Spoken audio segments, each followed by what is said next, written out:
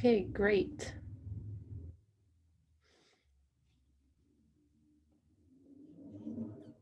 So welcome to this presentation about vaping. It is National Drugs and Alcohol Facts Week.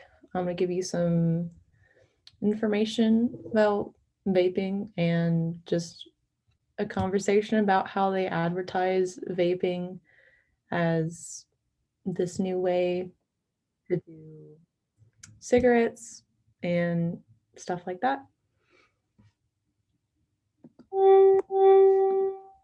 First, I would like to ask you, if you have come to this program, maybe think about it.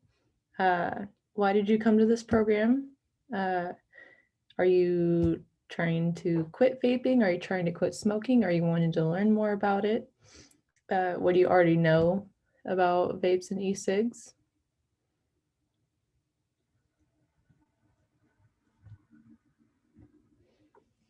These two on the screen are probably what you see nowadays.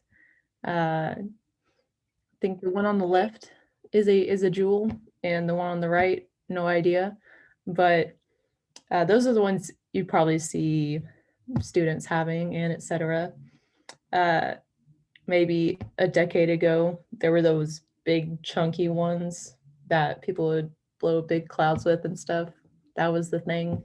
But these are what you're gonna see today. And not just Juul, but a lot of other brands. I think Puff is one of them that might have a similar design. And also, I've seen essential oil vapes, if you can believe that. So yeah, plenty of strange chemicals in them. Not every vape will have nicotine. So also keep that in mind. Why do people choose to vape? You know, why would they pick up this habit? Why would they want to vape? Vaping is advertised initially as a way to stop smoking. You know, they show you this, it has nicotine, it'll get you the cigarette fix that you want, but it's not going to have all the adverse side effects. Obviously, we know that's not necessarily true, but whenever vaping was first introduced, that's how they got it into the market. And I personally have family members who tried vaping as an alternative to smoking, and for them it didn't really work. They went right back to smoking. But maybe you know of other people who tried vaping as an alternative. And why do people want to do vaping other than that? Well, it's, in short, it's really convenient. You have this little tiny stick that you can slip in your pocket that you can take out anytime, any place, essentially, because it's a lot more socially acceptable than cigarettes. You know, if you're in a restaurant and someone lights a cigarette, you're going to smell it. Not a lot of people like the scent of cigarettes. It sticks to clothes and all that. And like one time I was in a movie theater, and I was in the back row, and down in front I just see this cloud of vape going up in front of the screen. People do it all the time in public, and people won't really shame you as much for doing in public. And so that's why if you are addicted to nicotine, you're going to want to carry around a vape, so you can just do it real quick anytime. You don't need a lighter. All you have to do for most of these is either charge them with a USB, which everybody has a USB cable nowadays, or you might have like this vaping mod or something that you can refill it with vape juice that you buy at the convenience store, at a vape shop, which is on every corner. So that's a few reasons why someone might want to have a vape. So now that vapes are being advertised and you're looking at them and you're thinking about getting a vape, maybe as an alternative to smoking, and you see these advertisements, just take a sec and look at these and maybe ask yourself if you were first introduced to vaping and you saw these, what are some thoughts that might go through your head? When you look at these, does it make you want to vape? Does it seem attractive? It's not advertised like cigarettes. You don't really see cigarettes on billboards. If you take a look at the Views Kiro one, I think that's what it's called. It has, the little vape, and then it has like that explosion of colors and stuff like that. And it's described as flavor refined nectar, which is not what you're gonna. If it were to say something else, would you want to be putting that into your body? That's why it's advertised like that. It's erasing all negative connotation that might be associated with vape. And even in fine print, you can still read it still has nicotine in it. So it's still a vape, but they're advertising it like this little fruity stick that it makes it a really attractive advertisement with bright colors. And Sydney, I was just gonna say, oh, sorry. I was gonna say them calling it juice is very interesting, yes. because the colors and then referring to it as a juice makes it think that it is like a drink, and it isn't. And so I wonder if that has any role to play in the marketing. Yeah, for sure. The picture on the right, I think those are vape juices that you would refill like a box mod with. And think about the names that they name the juices. It's not tobacco. They're not calling it tobacco liquid. It's vape juice. It sounds a lot more attractive. I see if I can read some of these on here. I see green apple. Yeah, a lot of those prints are tiny, but there's one that's named green apple. Like whenever you see that, yeah, I'm gonna want to have green apple candy or something like that. Maybe if you grew up in a household that had a smoker, it really turns you off from cigarettes because you smell it all the time. It's on your clothes. It's not a very attractive smell. But then maybe you're addicted to nicotine and you see this. That's a lot better option to you. And whenever kids see this, and a lot of times in high school, you're talking around, people are talking, you're in the lunchroom or whatever, and your friend's like, hey, I have a fruity pebble vape or something. They're using names that you already know and love.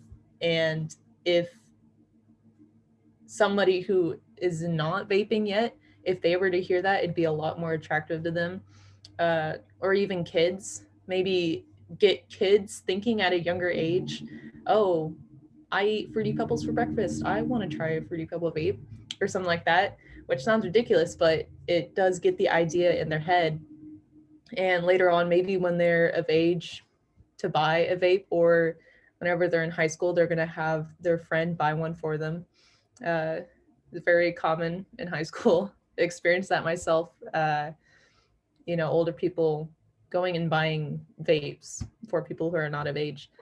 And also, lastly, the blue advertisement on the bottom, it has like a very, I don't know, that graphic style is really modern. I feel like I see that a lot with hip new brands. Like if I'm walking in Target and I see a nice graphic like that, I want to read it. And it's making it seem like a cool club to be in. I blue, do you? Like it's it's something special to be a part of, or that it's something cool to do, which is what you think of, back in the day when they're, oh, try a cigarette, it's cool, or whatever. So lots of things to think about when you're looking at the packaging and advertising. Or are there any other thoughts about what you see on the advertisements? Or maybe something you've seen in person? There are some pretty wacky ones.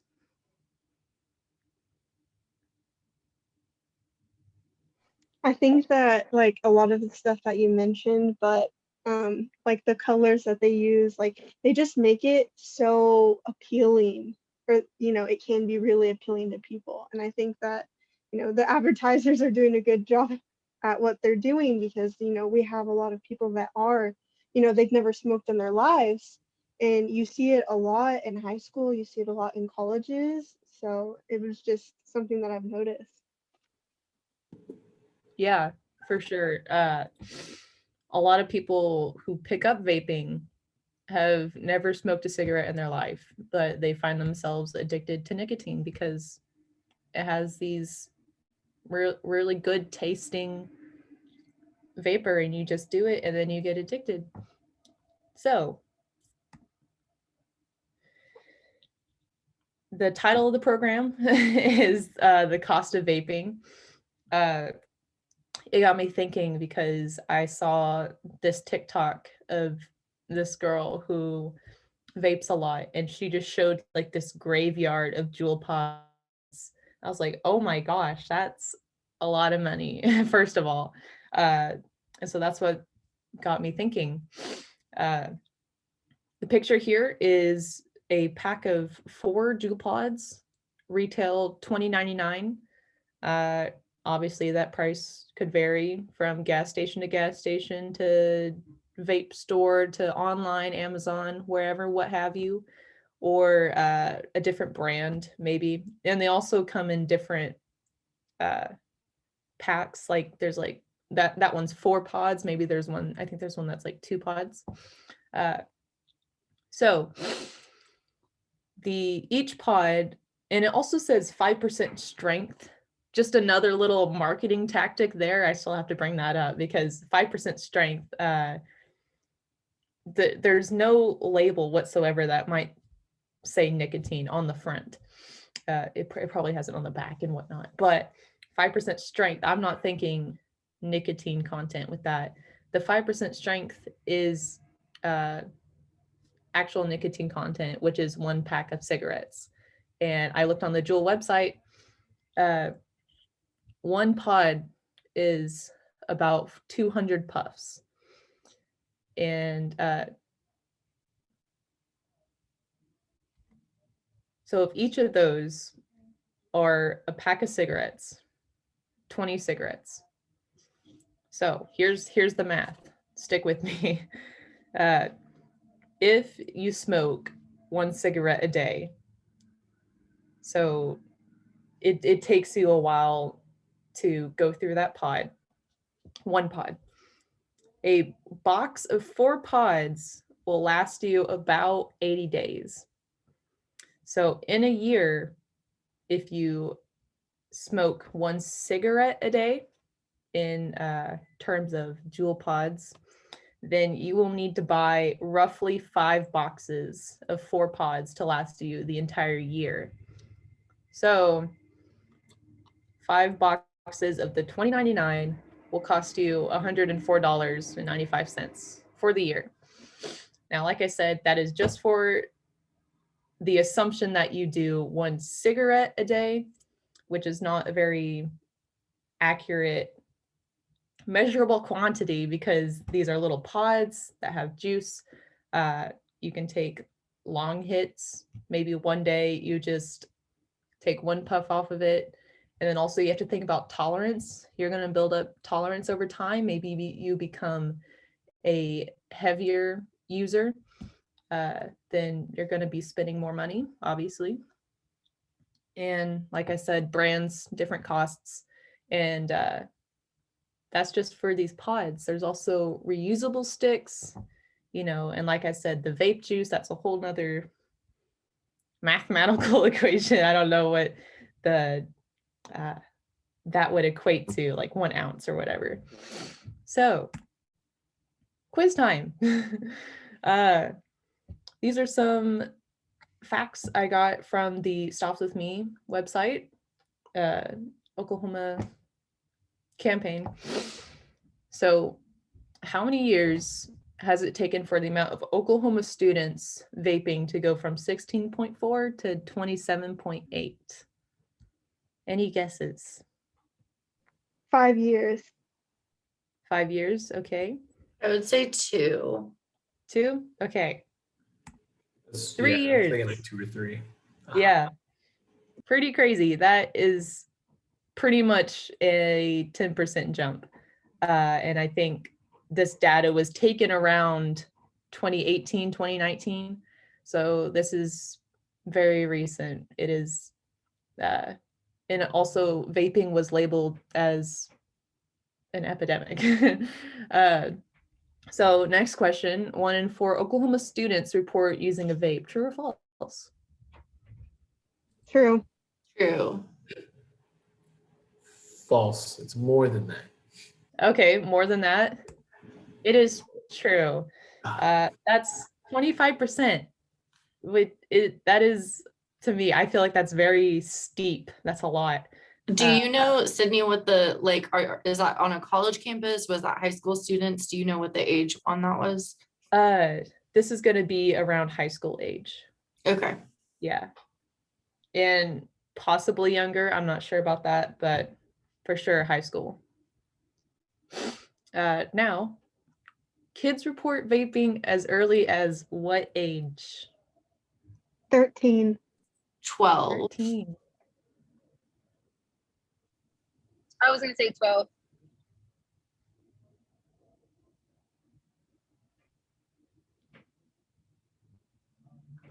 You guys are right on the money. 12 years old, which is very shocking, which just makes you think more about the advertising. What is the advertising? How is that appealing to young minds? You know, when it's up on billboards like that and stuff, and there's advertisements on TV, you know, kids, all kids do is just watch cartoons, probably. That's what I did. And so they're watching TV and they see these ads, you know. It's like we already talked earlier, it's really appealing. So here's a little knowledge check if you were paying attention.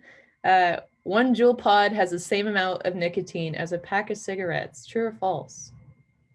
Wasn't that true? True. Yes. Good job. It was true. Which is also, like, if you think about it, that tiny thing is an entire pack of cigarettes.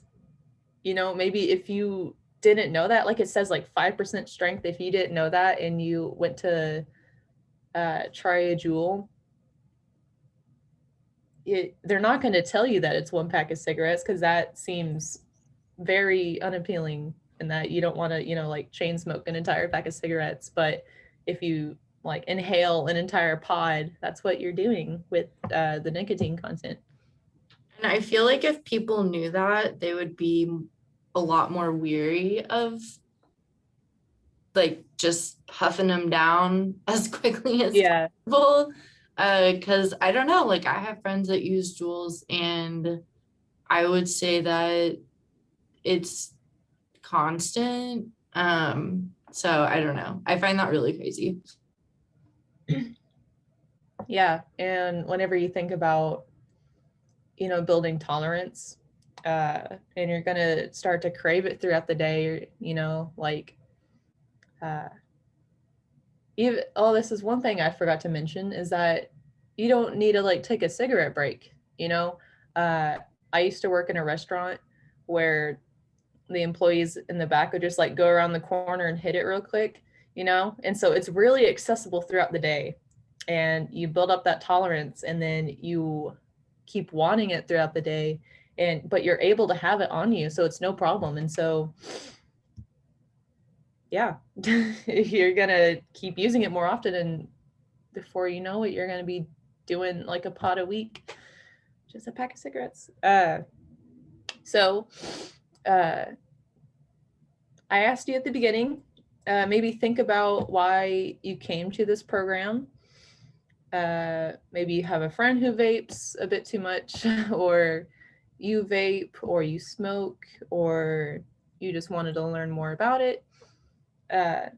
Here's a little toolkit, I guess you can say, on, they're called SMART goals. You can Google more about them if you want to learn how to make your own SMART goals, and you can apply that to anything in your life, like exercise or sleep or something like that.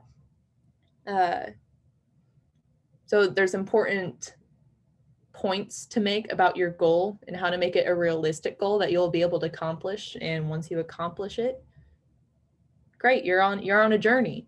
And so you can keep making more SMART goals. So yeah, definitely check into that. Maybe if you came to this program, you can use it to help you quit smoking or vaping. And here's some resources for you. Some of the ones I used as well was the stopwithme.com. You can learn a lot more about vaping and smoking with youth and etc. on that website.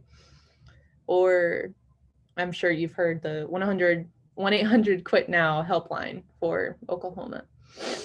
And also, of course, the Center for Counseling and Wellbeing is always there for you. And that is the end of my presentation. Thank you very much to everybody. Are there any closing comments, thoughts? I had a couple questions that I'm hoping we have time to talk about. So like for me, I consider myself to have a habit that I'm working on, but it's not necessarily vaping juice, it's vaping carts, which I don't think you talked about a lot. So if you want to collaborate on more like what are the like long side effects of smoking vape, like vaping, like how different is it like to smoke a vape or smoke a cigarette, as far as like in the way that they damage your lungs? Like do they have different side effects, and stuff like that? Yeah, I'm not a doctor by any means, but this program was a lot more focused on the advertisements, and I will say they do advertise vapes to be healthier, which we don't necessarily know is true. Vapes are very new, maybe 20 years. I don't know. It's 2021 now. Oh my goodness. But vapes are very new, and people are still researching a lot about them. And if you remember, I think it might have been last year or 2 years ago, there was like a little epidemic of people who were like having like that popcorn lung thing. And personally, my brother was a heavy vapor, and he had what he thought was asthma, and turns out he was vaping a little too much. But we also know that cigarettes are definitely not good for us, and they are carcinogenic, cancer causing. And when you inhale that smoke, there's like tar that will build up in your lungs. That's what we know about cigarettes. And of course, like I said, a lot of research is still ongoing about vapes and etc. So if you're worried about your vape usage, definitely talk to your doctor. If you want to stop smoking or vapes or what have you, then maybe you might find these resources helpful to you, or reach out to the Center of Counseling and Wellbeing to maybe talk about it. Thank you. I just want to add another question. Did your brother's side effects decrease if he stopped smoking? Did he stop smoking? Because I feel like for me, I can easily tell whenever I do it a lot, but then if I leave it alone, I feel like I kind of go back to normal until I start doing it again. So yeah, did did he tell you anything about how he felt, and like if he's increased or decreased the amount that he smoked? Did he feel suddenly any changes in his health? Yes, actually, at the beginning, he used to have asthma as a kid, and so he really thought it was like a recurrence of his asthma, and he was prescribed an inhaler, but that didn't help it at all, and he was a bit ashamed to admit that he was vaping a lot. So my mom didn't really discover that was the cause of it until he finally kind of released that information of his own will and was like, yeah, it kind of gets bad whenever I vape. And my mom kind of cracked down on him because she was worried for his health. And he's lessened off of it, and has gotten better from those little like breathing fits and stuff like that. So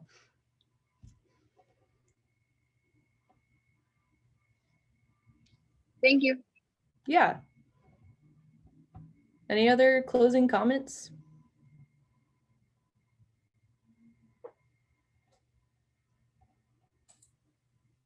And I would just say, Sydney, to piggyback off of what you said, while we don't know exactly what vapes are doing and what the detriment could be, I think the best thing that we can do is, one pod or one cart, like Alexis was saying, is equivalent to one pack of cigarettes. So what we do know about the nicotine that we're inhaling from a pack of cigarettes, like, do the math on what you're ingesting, and you can get a better idea of what the harms and the side effects will be long term.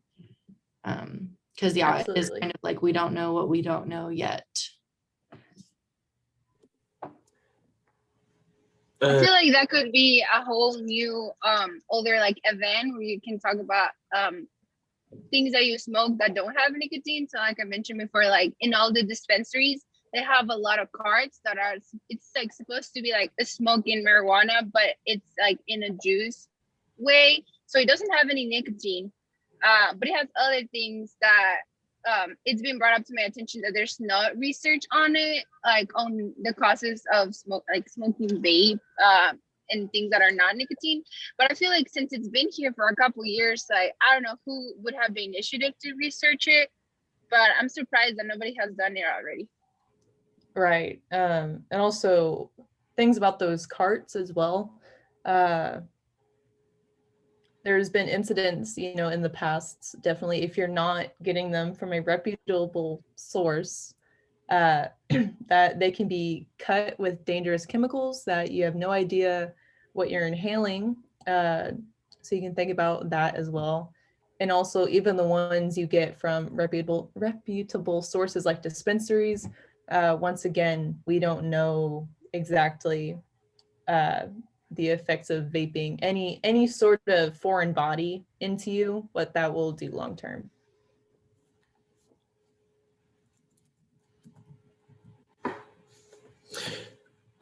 So I'm one of the residence hall directors here at UCO, and we deal vapes and here in the dorms, and sometimes have to get people in trouble for them.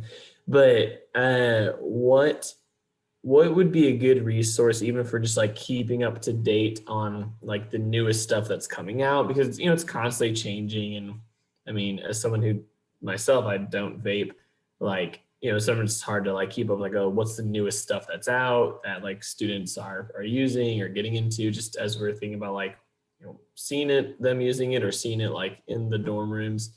Do you have any suggestions on good place to go for just like keeping up with that? That's a great question, because myself as a student, even sometimes I'm not up to date with all the newest tech Right. and whatnot. Like my friend offered me a puff bar, and I'm like, what's that? But Right. it's like a jewel. So maybe conversations with students. You can get unlimited information from talking with the students themselves. As far as I know, there's not like a a directory of all the new vapes and stuff like that. Maybe I would imagine the tobacco resources like the Stops With Me and the Truth campaign probably has like a running list of new type of things to be aware of as far as like formatting. Like the Stops With Me and the helpline, they probably have like a generic list of things to look out for. Sorry, I Right. didn't mean to cut you off, Sydney. I know that's a great point actually. The stopswithme.com link right there had a lot of resources for learning about vaping and what's new with the youth and stuff like that. So I would start there as well. Great point. Thank you. Yeah. Anybody else?